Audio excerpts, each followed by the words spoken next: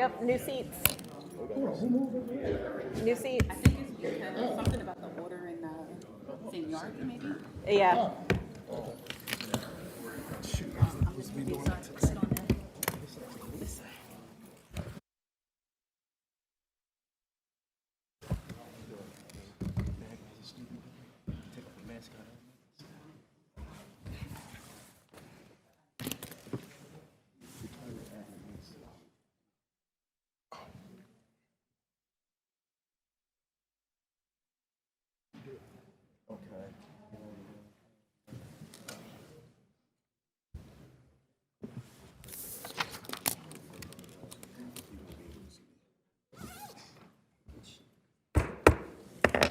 Good evening.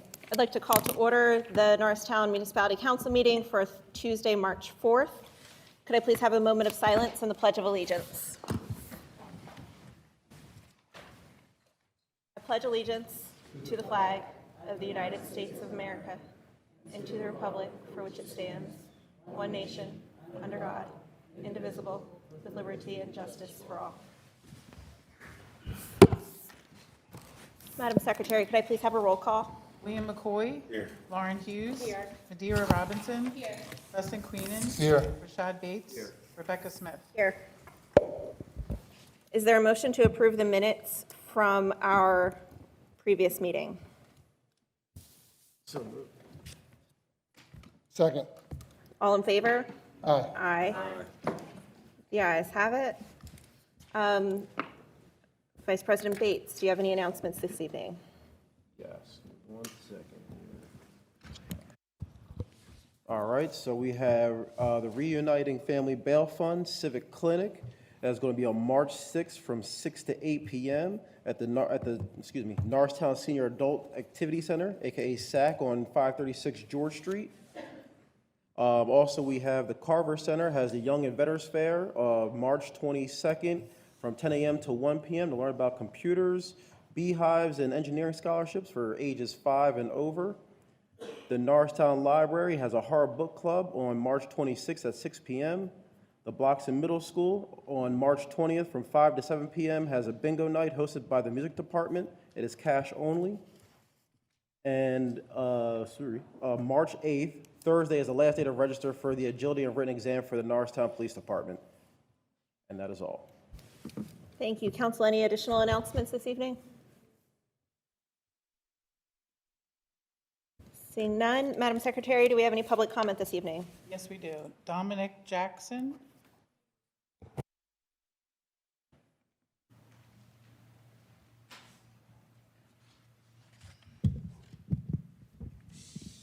Good evening, Council. Our reasoning here for today is just to inform you guys that we are Norristown residents no longer as of Thursday.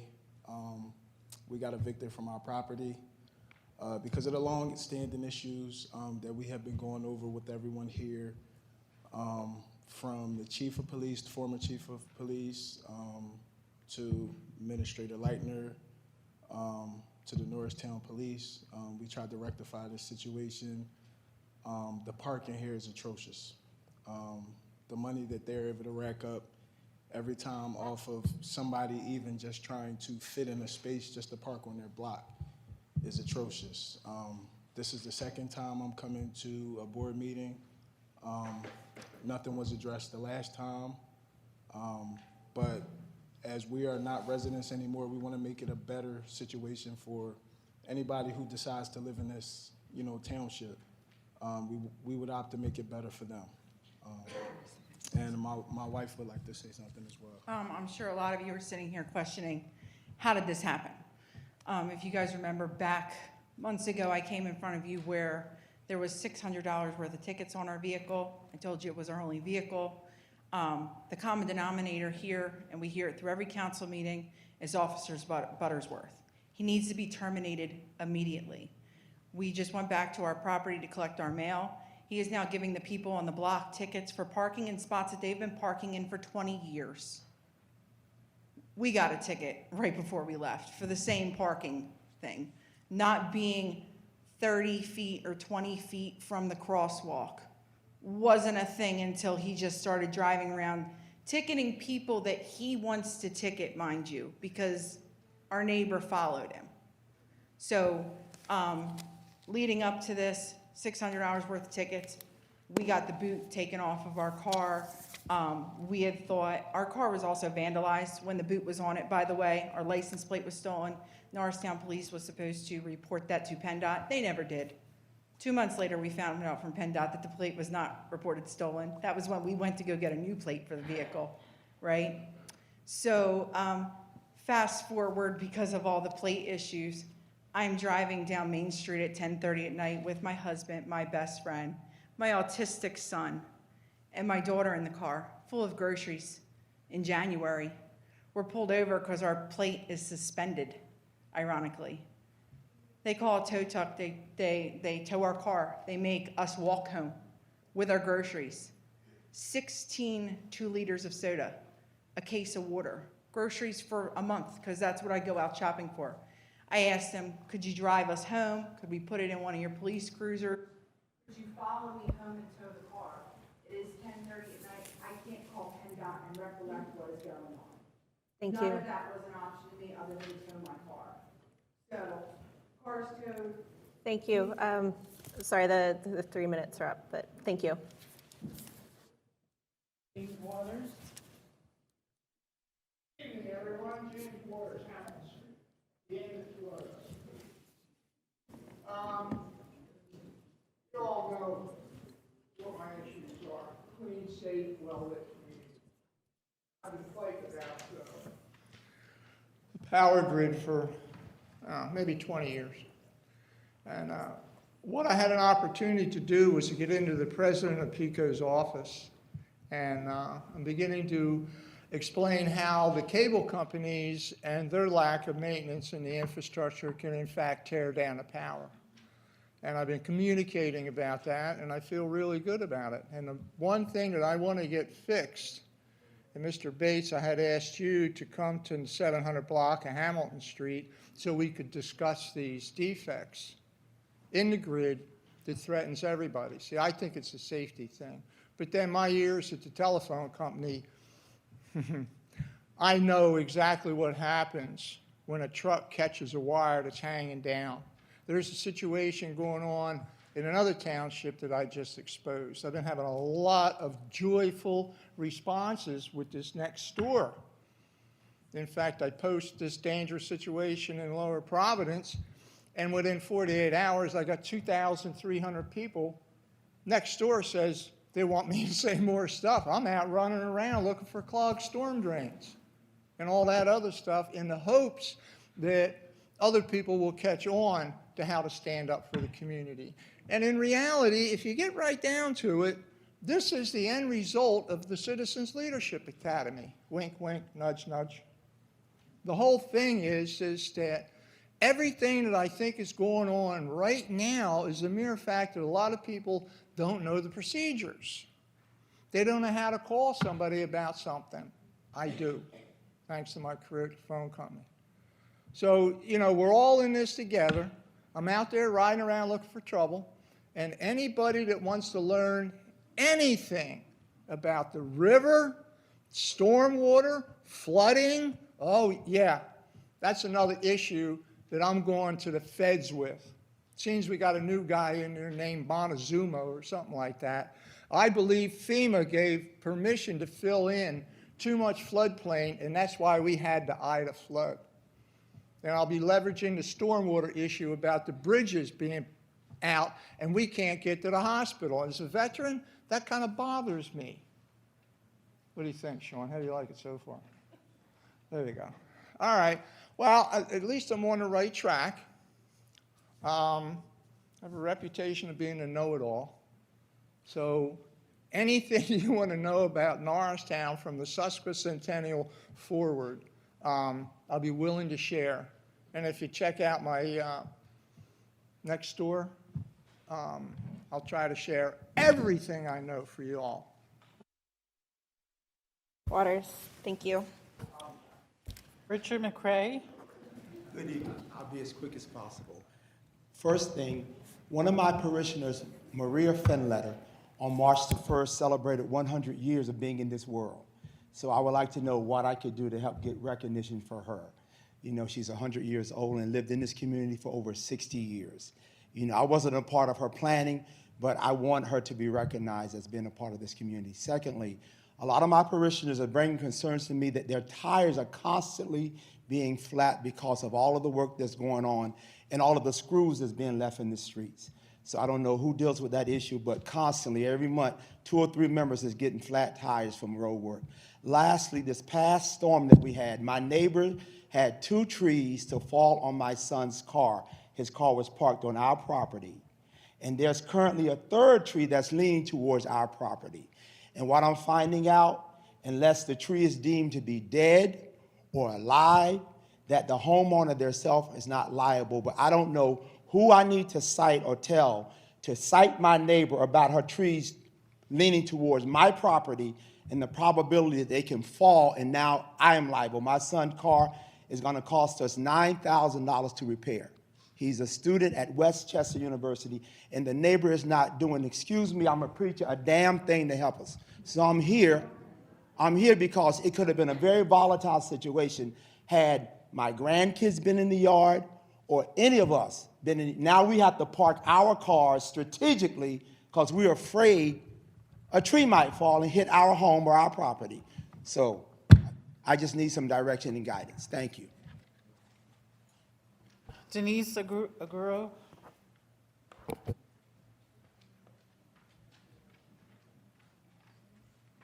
Hola, Denise 335 West Marshall. Okay, I want to talk about 3 things today. First, I want to, guys, ask to stop just separate our communities. So I can see in social media now the municipality have 2 Facebook pages. So when we come here, we request inclusion. We are not asking for separate our communities. So even if you have only 1 Facebook page, like Municipality of Norristown, it can be bilingual because that is inclusion. You know, like having 2 different pages make us separate. So that was our point of view. I talked with community members and we feel that way. So having only 1 Facebook page is going to be great for our community to be included. Second, I just wondering how the police is deal with the fights are in the street in front of Blossom Middle School. So if the Norristown Police Department is doing something because one of our kids from our soccer program was beat last Monday, and we cannot get any results yet. They said they're still in investigation, so we get the video there, and nobody's telling the family where we're at with that investigation. So it's important because it was here in Norristown, outside of Blossom Middle School, and it's one of the greatest kids. So we know everybody in the community in Latino Norristown know this kid. It was so horrible beat it outside of the school. So please, I just, tell the police department to do something about this. And the third thing is the celebration of Juneteenth. So I want to let you know, guys, our experience with Juneteenth invitation.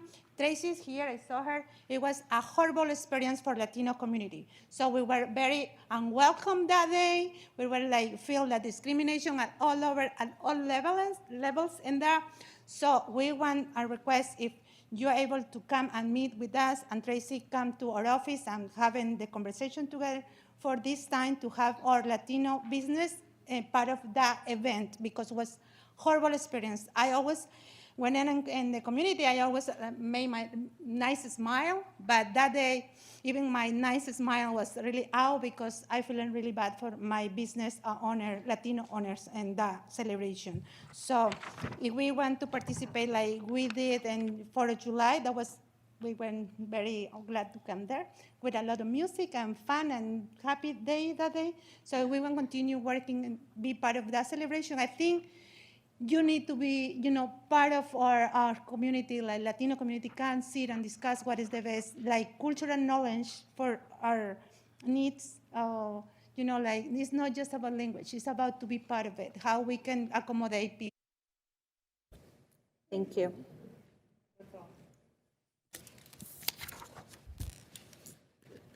All right, on to our appointments for this evening.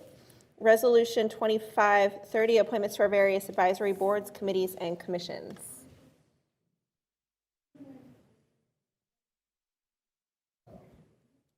Okay, come on up. Can you say your name, where you're from, and then there's a 3-minute timer for public comment.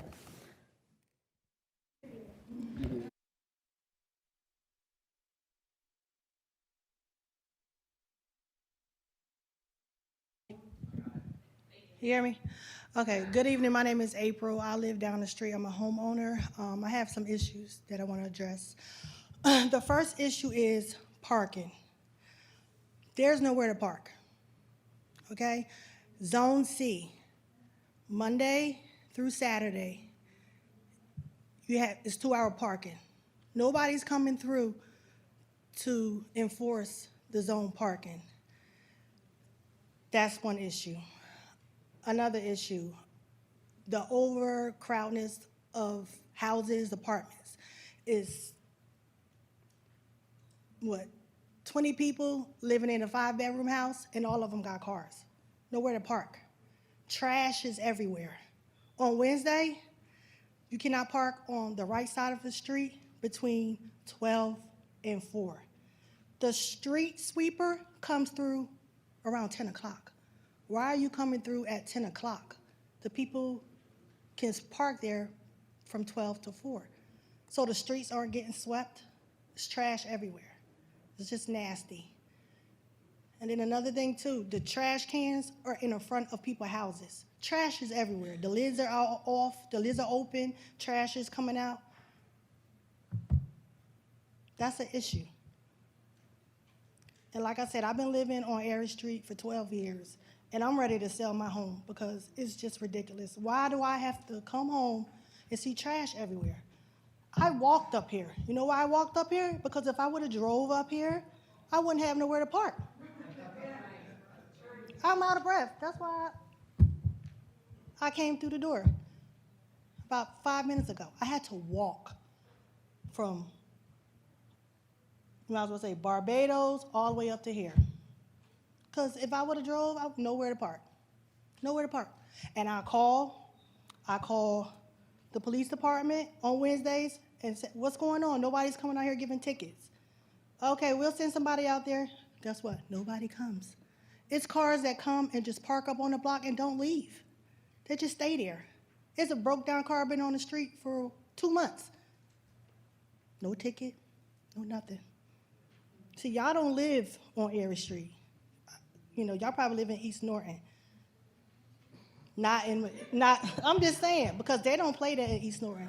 I drive for a living. Oh, I got 21 ones. I drive for a living, and I drive through Chestnut Hill, and they have the same signs up. Monday through Saturday, 2-hour parking. We have the same thing, too. Nobody comes through. So my solution is this right here, reserve parking. If you live on the left side, park on the left side. Thank you.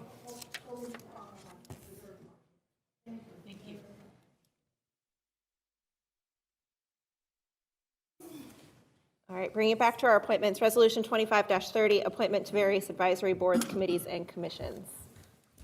Mr. Leitner? Thank you, Madam President. So we have 2 appointments for the Historical Review Board, Ms. Olivia Brady and Mr. George Corkis to reappoint back to the Historical Architectural Review Board. Council, any questions? Seeing none, is there a motion to approve Resolution 25-30 to appoint various advisory boards, committees, and commissions? So moved. Second. Could I have a roll call, please? William McCoy. Aye. Lauren Hughes. Aye. Madeira Robinson. Aye. Justin Queenan. Aye. Rashad Bates. Aye. Rebecca Smith. Aye, the ayes have it. Resolution 25-30 is approved. Municipal Administrator, the motion to award the bid to the lowest responsible contractor for the Fire Chief's Memorial Bandshell. Yes, we'd like council to make a motion to award the Fire Chief Memorial Bandshell project work to Detweiler Roofing, LLC, as the lowest responsible bidder, and to approve a limited waiver from the RCO requirement for the MEP work due to the nature of the scope of work. So what the MEP is the mechanical, electric, and plumbing. And since the Bandshell is outdoor space, we don't really need mechanical work. There is light electrical work and there's no plumbing.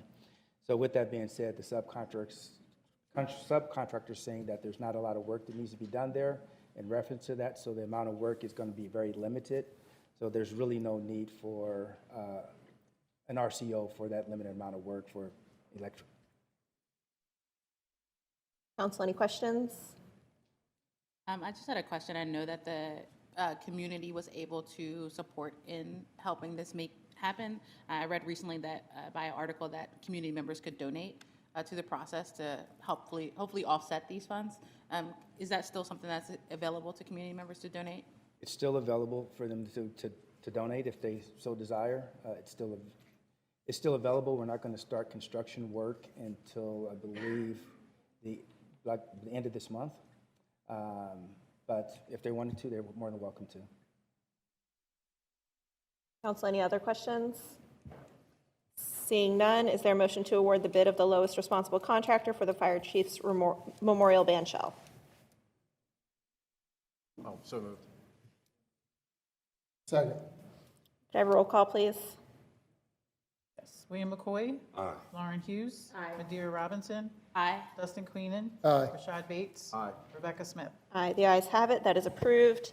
The motion to approve the resignation of Thomas Lepera, councilmember at large. We received the resignation last council meeting, so the council has to approve the resignation. Is there a motion to approve the resignation of Thomas Lepera?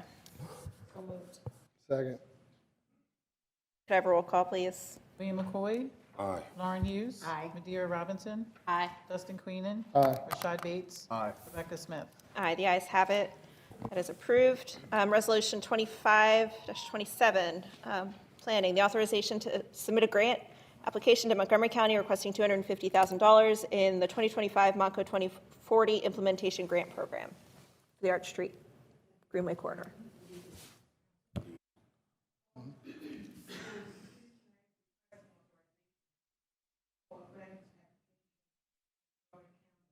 In the program that's called the 2040 Implementation Grant Program.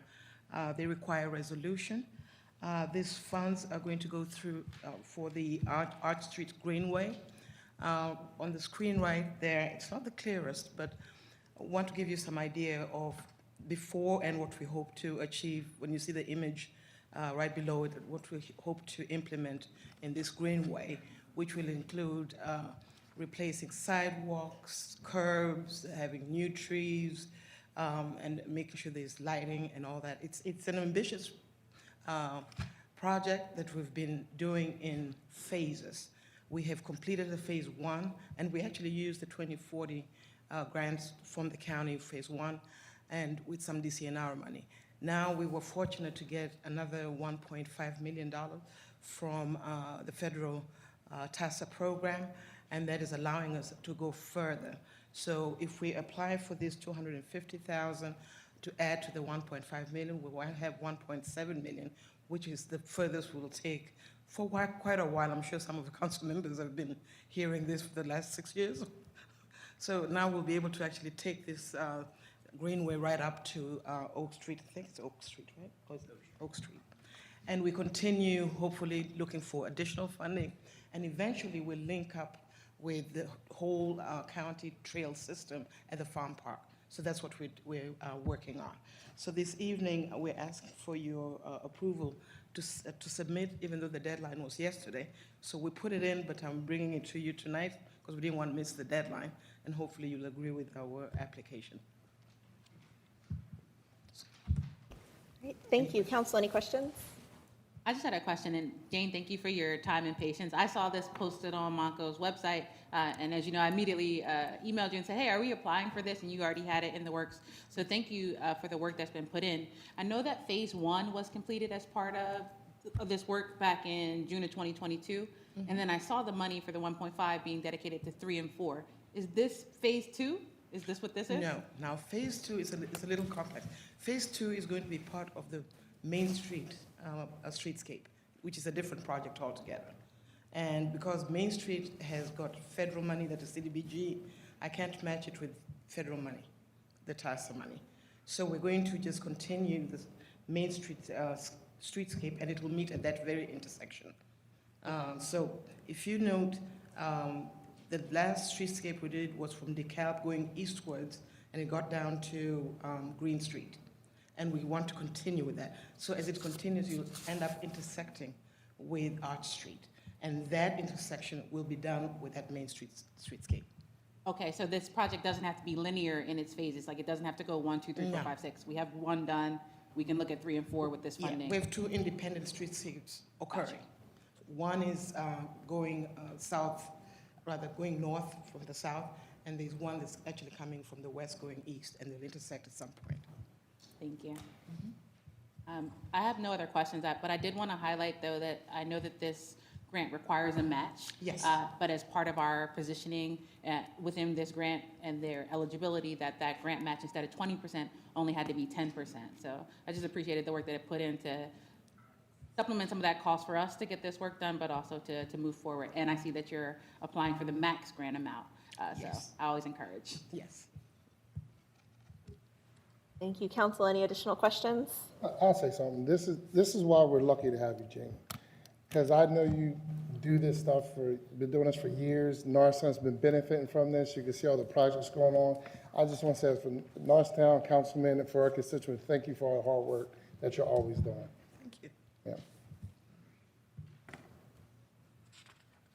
All right, well, thank you. I would also, I ask this question every time I see the Arch Street Greenway. How many phases will we have after this? I think I get 3. So we may end up having actually another 6 phases. Okay. I know I think it's sounds going to be like a very lot. cool when it's done, and I appreciate the piecework it takes to do it and all the grant applications. Yeah. Is there a motion to approve Resolution 25-27 to authorize the submission of a grant application to the Montco 2040 Implementation Grant Program for $250,000? So moved. Second. Could I have a roll call, please? William McCoy. Aye. Lauren Hughes. Madeira Robinson. Justin Queenan. Aye. Rashad Bates. Aye. Rebecca Smith. Aye, the ayes have it. Resolution 25-27 is approved. On to the related, Resolution 25-28, request to award Pennoni Associates in the amount of $144,481 for additional professional services for phases 3 and 4 of the Arch Street Greenway. Thank you, Council President.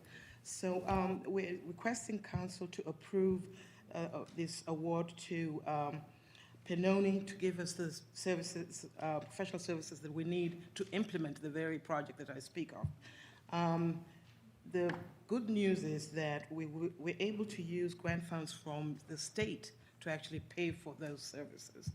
And the services that we are asking Pennoni to basically give us with this project is project management administration, supplemental survey, line and grade submission, typical sections, preliminary right-of-way activities, maintenance and protection of traffic control during construction, pavement marking and signing plans, safety review audit, level 1A environmental categorical inclusion, that's a critical one, traffic signal design, drainage design, pavement design, design field review, utilities, coordinate constructability reviews, highway lining, final roadway plans, erosion and sedimentation control plan, and the NPDES permit, and then, of course, the final plan checks, and of course, assemble final project documents for contract management. And they're falling in the range of what is typical for this type of professional services on a $1.7 million project. So we recommend approval. Thank you. Council, any questions? Seeing none, is there a motion to approve Resolution 25-28 to award Pennoni Associates in the amount of $144,481 for professional services for phases 3 and 4 of the Arch Street Greenway? So moved. Madam Secretary, could I have a roll call, please? William McCoy. Lauren Hughes. Madeira Robinson. Justin Queenan. Aye. Rashad Bates. Aye. Rebecca Smith. Aye, the ayes have it. Resolution 25-28 is approved. On to our departmental reports, beginning with Public Works. Mr. DeBenabo. Good evening, Council. In the month of February up till now, we've patched 355 potholes in the community, in various parts of the community. We've cleaned 47 islands in various parts of our community. We've restriped 75, excuse me, 75 handicap parkings. We've been trimming trees in our parks. We are taking advantage of the fact that the leaves are not there. So most trees in the parks are being trimmed. We have been working on our business districts, straightening the signs that are bent.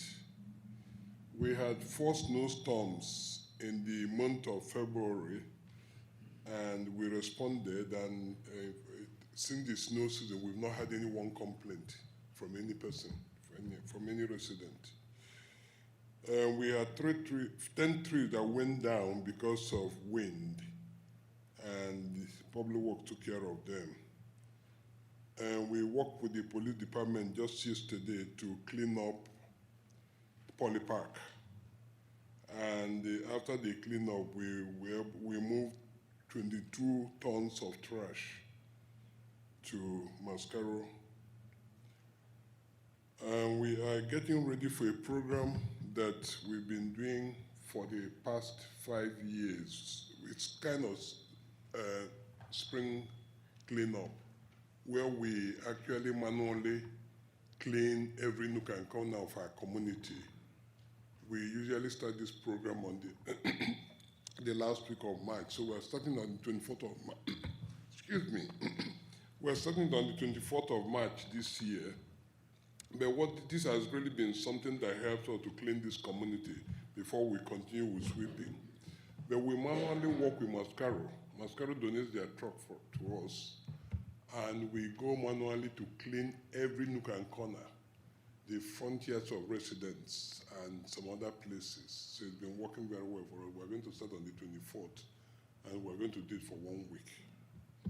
So we're planning it. Then I've been writing the spec for the new solid waste collection that will start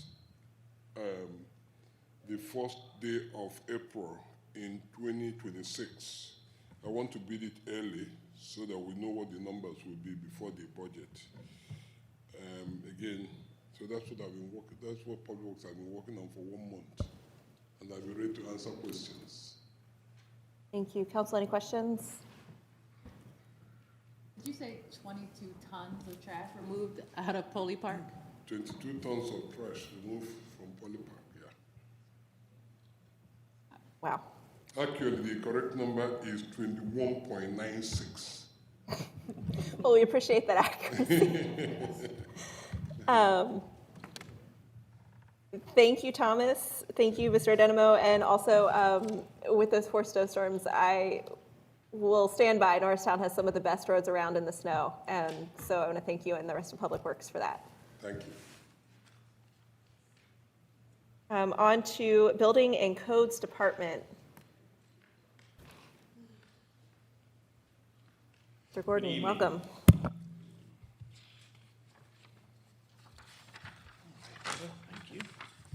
So I just wanted to present a report from January 1st till the end of February. Can we go to second page? Just wanted to show you a little bit of the breakdown of what we call the quality of life tickets. And you see during this time period, we issued 1,339. As you can see, trash accumulation and rubbish issues are a big part of what we do. Go to the next one. Again, this is just a different look at the quality of life. Quick tickets, it's a little bit easier for you to see in the orange. You know, how we're dealing with the trash and rubbish issue is a huge part of what we do daily and monthly. Can we go to the next one? This chart here, just want to show you real quick. just a little bit of difference. You can see the violations that we find, the difference between owner-occupied properties and rental properties. You can see they're almost doubled. So we're working extremely hard to try to eliminate those rental property complaints and bring them up to par so our citizens can have appropriate accommodations. During this time period, we conducted 88 property transfers. You can see the breakdown on those between commercial, mixed use, residential, and regular commercial transfers. This one's a little bit hard to read because there's a lot of stats on there. But we just wanted to show you of all the property transfers that we've conducted in an effort to make the community safe. We've actually found 2,039 failures in the things that we look for when we're doing inspections. Okay. This next one, thought maybe might be interest to council. As you can see, your districts and the number of rental inspections we've conducted in your districts during that time period. Thank you. Our construction permits, we've issued 211 during that time for total fees of $65,211. We're approximately, I'll tell you, we're about $4,000 behind we were from last year, but I think that's mostly this weather's been really cold and snowy, so the contractors haven't been able to get out there and do as much work. Expect that to pick up as the spring comes. And the fees we've collected to date to this year, again, are $63,626.68.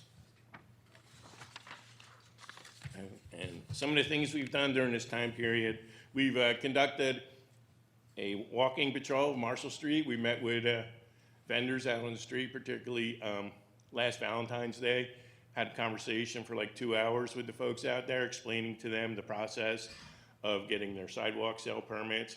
And I'm happy to say I felt very comfortable leaving that meeting, that the people were very appreciative that we were out there. They didn't understand the method, how to get permits, and we spent a lot of time talking to them, and they all left very happy. They actually, most of them got in their cars, went up and got the permits, so we're able to work together with them on that. All right. We're also working with the legal team to update our violation ticket appeal process. We've been working with the staff to update our blighted property list so we can move forward with that. During this time period, we have assisted 38 times different outside agencies between police, fire, county, all those kind of county services. So we've, our staff's completed 48 hours of training, including updating their FEMA training. We placed 2 new vehicles into service, thanks to council. And we've brought on a bilingual inspector who's now being trained. We're still conducting interviews for a talent search for 2 more inspectors and a clerk on the desk. So, and the last thing I wanted to bring up, I'm sure you're probably aware of it. The church out in DeKalb had the fire. I'm sure you're aware the weather kind of took its toll on it, and it collapsed over Saturday. It was scheduled this week for demolition, kind of expedited that a little bit. But I want to say thanks to all the departments that worked together to take care of that emergency situation on Saturday. The police department, fire department, public works. We actually had PICO, we had PennDOT people out there. We actually had the Pennsylvania State Police and the Philadelphia Police involved in that, bringing heavy equipment up here. So we're very appreciative of everybody that worked together to get it done. That's all I have. Thank you. Council, any questions? Thank you. I also would like to thank all the departments who made that emergency situation, respond and functional and help everybody stay safe during that process. So thank you for bringing that up. Also, I appreciate the education component that you mentioned for people. I think that, not everybody is trying to pull one over on the codes department. Some people just don't know what they don't know. And so I like that there is an education component there. Thank you. Thank you. And on to our quarterly update to council from our special events coordinator, Tracy Henry. Welcome. Hi, everyone. Just want to show you a quick video that we're going to use to promote Juneteenth.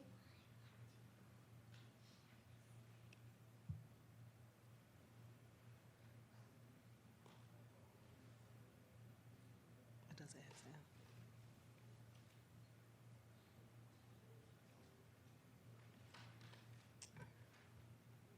So as you know, our first events of the year will be Juneteenth and July 4th. Juneteenth will take place on June 19th. I think it's a Thursday. Downtown DeKalb and Main Street. Same footprint that we've had the past 3 years. We are going to, the things we're going to do different this year is kind of lean into this whole cowboy thing that's going on and have a Black cowboy education, living history experience. The last 2 years we've done Harriet Tubman. We're going to do the cowboy theme this year. It's in keeping with also understanding that the slaves in Texas at the time were more like cowboys than the slaves we kind of imagine picking cotton in Georgia. So we just want to go with that and ride with that. We're also going to, Center Theater has the gallery on the first floor now. We're going to use that. We're going to have the jazz band in there, kind of interact with that, have something for children in there, and really use it as a resource and an extra venue. We're going to take steps this year for more cooling sources, whether it's misters or fans or whatever we're going to do. We're going to take some steps with that. If you could go put the vendor. Right now, we're soliciting sponsorship and vendors. It's unfortunate to hear someone had a not so good experience last year as a vendor. But again, this year, we will also, as you can imagine, the logistics and the requirements to run such an event smoothly, you have to be a little strict when it comes to the rules. And so, for example, a vendor fee is $75, and that vendor fee gives you a professional weighted tent. It's $75 per tent. It's a 10 by 10 space for each vendor. If your thing goes outside that space, you can't erect your own tent beside that because there are regulations from PennDOT, there are regulations from our fire department that we want to adhere for this event.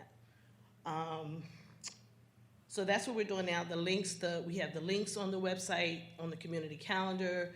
There are links to the online application, vendor application, and there are also the Hispanic application, the application in Spanish is on there as well. And then the other thing that we're working with is the July 4th parade and Party in the Park.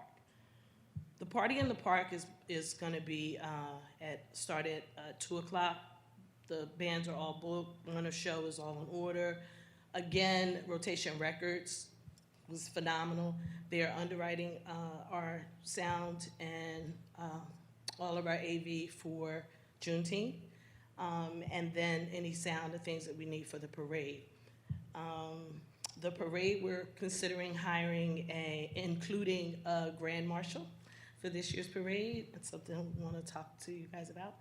And the parade will have the same route, end in the park, 1 o'clock. Last year was very successful. The only thing that will be different this year, we'll extend it for 2 blocks because we were turning people away last year at the last minute. So we'll extend it so that we can include a lot more people in the parade this year. That's all I got for you. Any questions? Thank you. Council, any questions? I don't have any questions, but I would just name, it's been a pleasure. I've had this opportunity to work with you on the last two Juneteenths within my organization, but also as a thought partner and bringing them forward. So and I've enjoyed both of those events. Did apologize for missing last year as I was on a flight out. But it was nice, and I would just name that there's a great aspect that comes in with that. We've had in that collaboration, we've been able to showcase local artists, to bring them in through the Juneteenth art show, as well as at Theater Horizon, we've been able to highlight and spotlight our resident artist that comes and works through that. So I do know that there's been a lot of great things to come out of Juneteenth, and I'm excited to work with you to figure out how to make it a pleasant experience for all. But I just wanted to highlight that from my own experience with you and with that event. Thank you. Just want to say thank you. The feedback I'm getting every year seems like it's getting bigger and better, and more people are participating. People appreciate that, and this is what Norristown deserves, and it's just going to keep getting bigger and bigger, and I thank you for all the hard work. This will be our fourth year, my fourth year doing it. The first year we had 10 vendors, last year we had 55 vendors. Yeah. So just to give you an idea of the growth and the potential for the event, and for it to be a flagship event for Norristown, is what we really want to make it be. Appreciate you. Yeah, Juneteenth is on. I said you the wrong one. I'm sorry. It's Friday. I corrected it. It's Friday. Make sure you get the right one. I'll get them. Thank you. All right, and before we close out, Councilwoman Hughes, I believe you had something you'd like to say. Yes. I just have a brief statement that I want to read on the record, well, whatever record we have. As of March 5th, I will be resigning from my position on Norristown Municipal Council. First, I want to thank my family. I could not have made it through the highs and the lows without knowing you were behind me every step of the way. Your belief in me gave me strength to serve with integrity, and your continued support gives me the confidence to take the next step forward. To the residents of Norristown in the 4th District, thank you for your unwavering support, your trust, and for being a part of some tough but necessary conversations. Your voices have always been a guiding force, and I'm grateful for the opportunity to serve you. I would also like to thank the employees of the municipality. Your professionalism and commitment to our community makes all the difference, and I truly appreciate everything you do to support our work and ensure the continued success of Norristown. I want to extend my heartfelt thanks to my fellow council members for their dedication and hard work. It has been an honor to serve alongside each of you, and I'm confident that council will continue to thrive. And a special note of gratitude to my council president, Councilwoman Smith. You are truly the best woman for the job, and I'm proud of the work you put in when no one else is watching.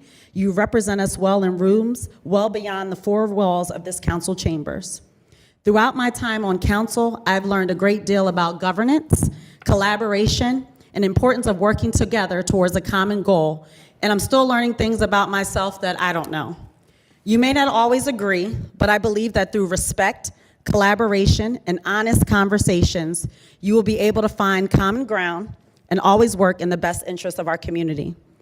As a soon-to-be former council member, I promise that I will return to council meetings and I will show support, respect, encouragement, and offer meaningful suggestions when needed. Thank you all, and I wish you continued success in the work that you continue to do. Thank you.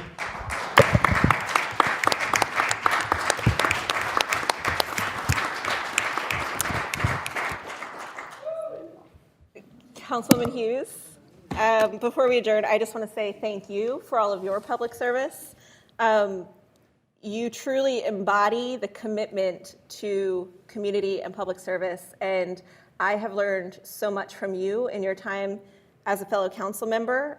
You are dedicated, you are smart, you are engaged, and you truly care for the people of Norristown.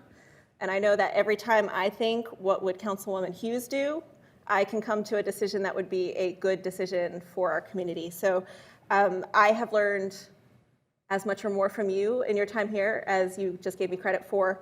So I want to give you credit for that. And I will miss you here at this table, but I know that you're going to do some great things. I just want to thank you. Go. Just one thing.